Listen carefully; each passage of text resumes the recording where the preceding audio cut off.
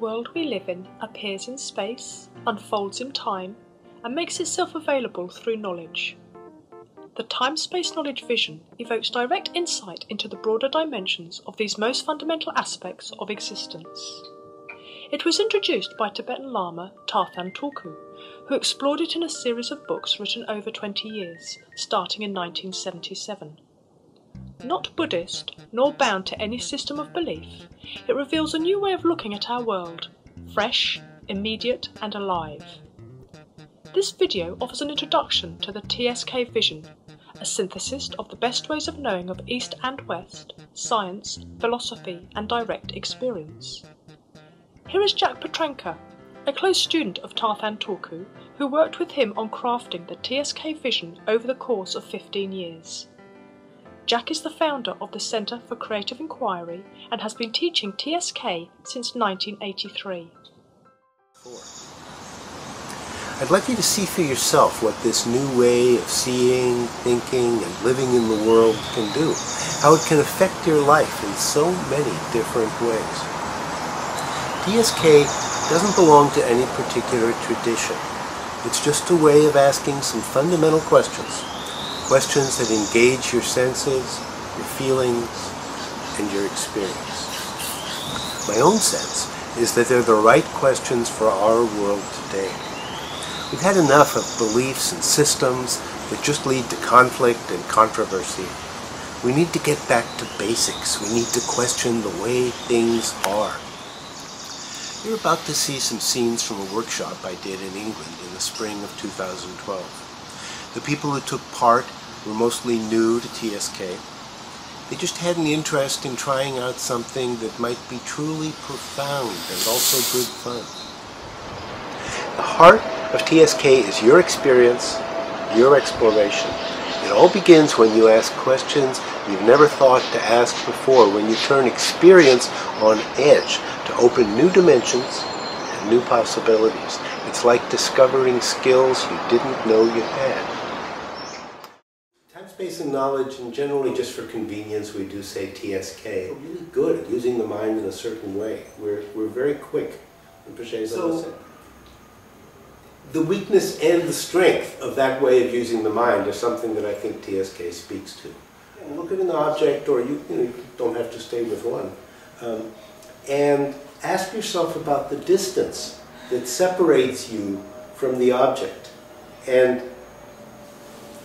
the way we might structure that conceptually at the beginning would be to say, well, there's the object which occupies a certain space, and then I'm over here and I occupy a certain space, and then there's the distance between the two, and that has to do with space also. But that's just the starting point. That might be how we start off initially in describing what's going on, but it may well be that you find connections. It may well be that that's a much more distanced way of looking. So I don't want to prejudge the issue. I'm just saying, don't you prejudge it either. Just allow for the possibility that distance may not be exactly what you think it is to start. So let's do that for a couple of minutes. Just looking at the negative space created by the silhouette behind those flowers with the light behind, and then your shape beside it, and thinking of negative space, the space that surrounds an object. Okay. And also then with my breathing, I felt as if the air was breathing, the curtain was breathing, everything was breathing, the plant was breathing. It raises questions about the nature of space. It's not how you would normally describe space, to say that the flowers were breathing along with you.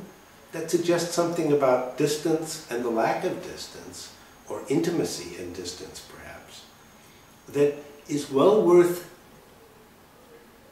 expanding out into other dimensions of your experience. Well, distance is a term that is a spatial term. It clearly starts off with our experience of space, right? We say, I'm at a certain distance from this or a certain distance from that. But in fact, the term distance is one that we apply in a wide variety of areas. And the most natural place to look is, again, kind of the psychological arena, where you might say to someone, well, you feel very distant today, right? So the question would be, what does it mean? What does that sense of distance consist of?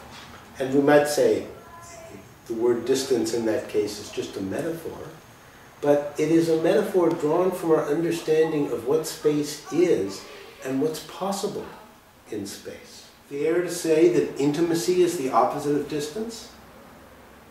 Not in terms of objects, but in terms of things we care about or people we care about, it certainly seems appropriate.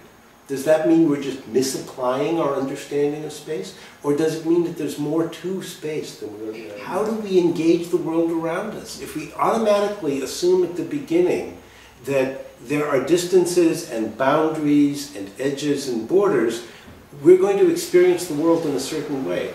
If we could challenge any one of those, and by challenge I don't mean conceptually challenge, but if we could really experience the world differently, what would that do? Let me give you another example that takes us out of the strictly spatial level.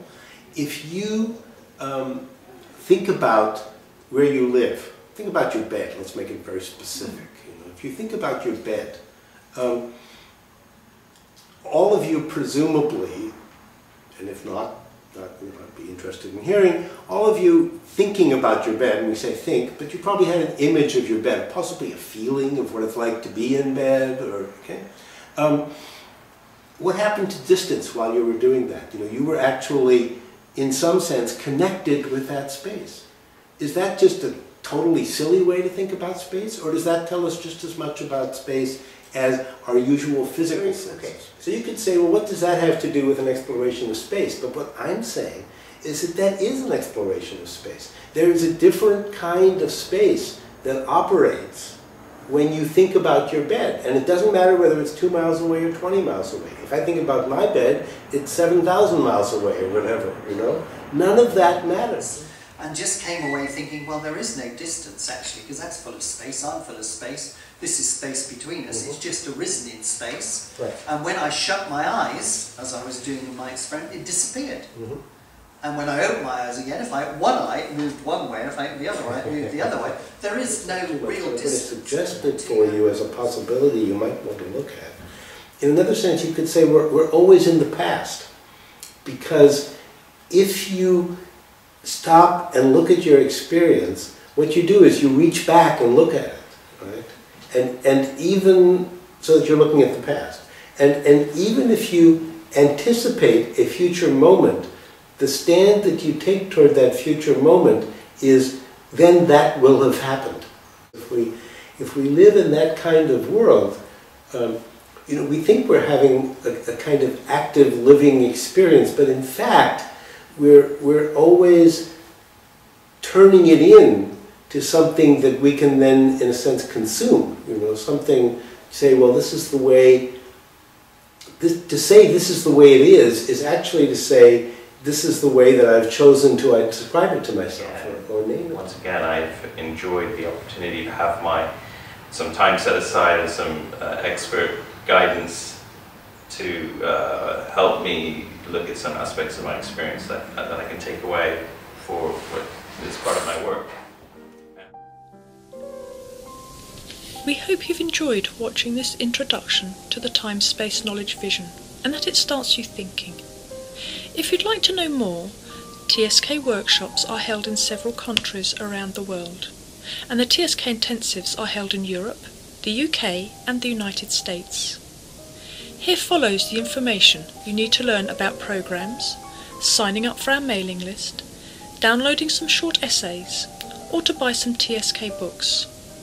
Until then, we wish you a free and open inquiry and an ever-expanding vision.